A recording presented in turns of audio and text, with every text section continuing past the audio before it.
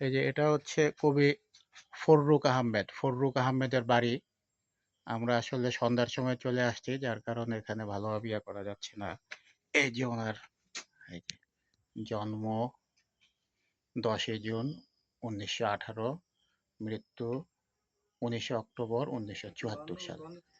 ফররুক আহমেদের বাড়ি। আমরা পাঠ্যপুস্তকে তার অনেক কবিতা পেয়েছি, গল্প পেয়েছি। তুমি কাজ করো।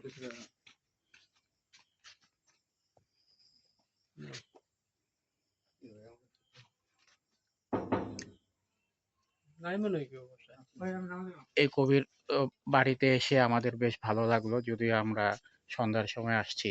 তারপরও যে আমরা এরকম একটি গুণী কবির বাড়ি আসলাম, দেখলাম, এটা আসলে স্মৃতি হয়ে থাকবে।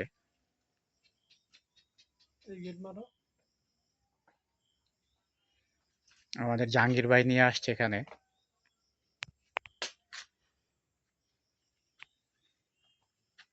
পাঠাগার, দেখো পাঠাগার দেখো, এটা একটা পাঠাগার। পাঠাগার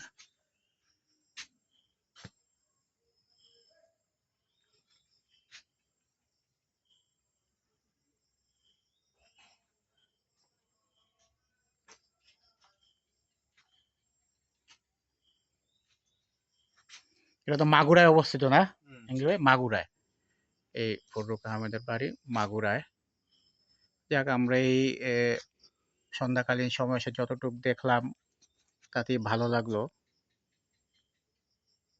দিনে আসতে পারলে হয়তো আরো ভালোভাবে দেখানো যেত।